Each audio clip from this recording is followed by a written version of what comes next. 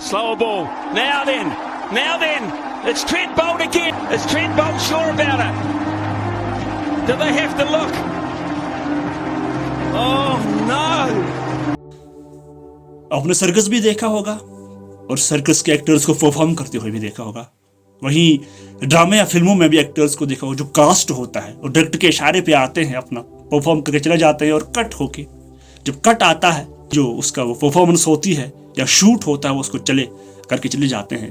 Pakistan cricket भी किसी film या किसी सर्कस से कम नहीं है और इस सर्कस या तमाशा चलता आ रहा है और दुनिया में ये लाफिंग स्टार बन गया है। दुनिया के जितने भी क्रिकेट के फैंस हैं या जितने भी क्रिकेट के चाहने वाले हैं, वो भी इस बात से हैरान है कि आखिरकार पाकिस्तान क्रिकेट में क्या हो रहा है। पॉलिटिक्स 2 महीने के बाद, हर महीने के बाद वहाँ कोचेस चेंज होते हैं, वहाँ चेयरमैन चेंज होता है, एस्टैब्लिशमेंट तो चेंज होती रहती है। इसके बाद जब नया कोच आता है वो अपना कप्तान बनाता है। वह है कल भी बाबर आजम को एक बार फिर से कप्तान बनाया गया और बहुत सारे लोग इस पर खुश भी हैं कि बाबर आजम को जब कप्तानी उनसे छीनी गई तो उस पर जो तनकीद हुई है कि उसको एक लॉबी के तहत वो कप्तानी छीनी गई, उसके ऊपर जो प्रोपेगेंडा बना है, लेकिन इसको फिर उसे एक्सेप्ट करना, जो ह्यूमिलेशन बाबर आजम को हुई है, जो इसके कैरेक्टर पे बातें की गई है, जो इसके साथ नाइंसाफी की, इसके बाद उसकी कप्तानी फिर से कबूल करना, ये मेरे लिए एक हैरानी की बात होगी। लेकिन बहुत सारे उसके फैंस खुश भी होंगे।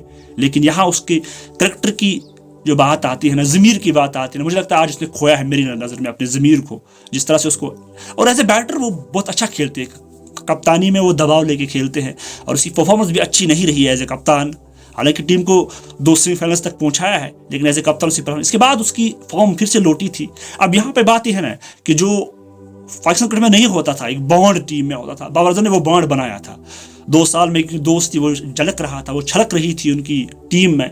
लेकिन अब जाके जब शाहीन शाह अफरीदी को कप्तानी दी गई है, उसके पीछे भी कोई लॉजिक है, क्योंकि वो लॉबी के तहत उसको बनाया गया है, उसके पीछे साजिशें हुई है। वो डिसीजन बिल्कुल आउट ऑफ बॉक्स था। तो लेकिन अब जब उसको बनाया गया तो उसको पूरा मौका देना चाहिए था यहाँ पे, खासकर वर्ल्ड कप तक, लेकिन ऐसा हुआ नहीं है, उसको फिर से हटाया गया है।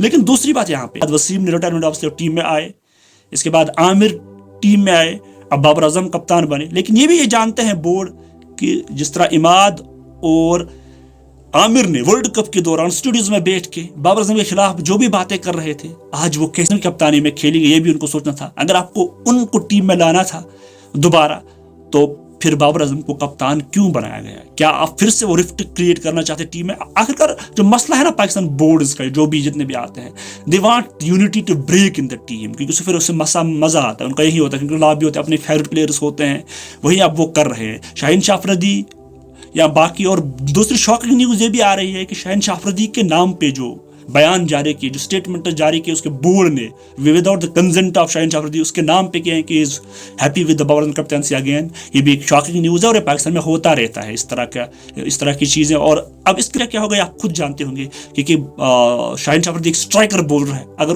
उसके साथ फिर बाबर आजम की वो जो दोस्ती थी वो टूट गई है, तो उस पर टीम के एनवायरनमेंट में भी इफेक्ट पड़ेगा और उसकी परफॉर्मेंस पे भी इफेक्ट पड़ेगा। ये भी ये नहीं सोचते होंगे।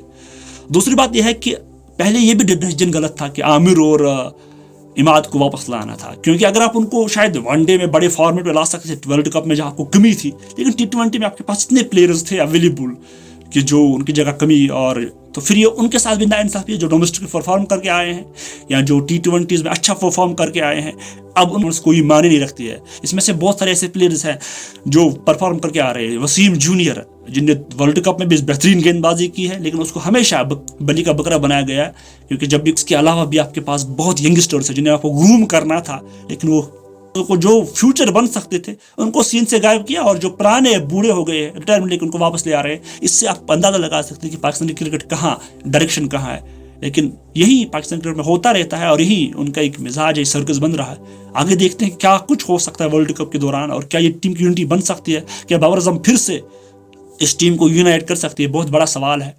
और आपकी राय क्या है इस डिसीजन के हवाले से? आप भी अपने कमेंट्स कीजिए और मुझे मेरे पेज यानी मेरे इस यूट्यूब चैनल को लाइक कीजिए। Thank you so much for watching.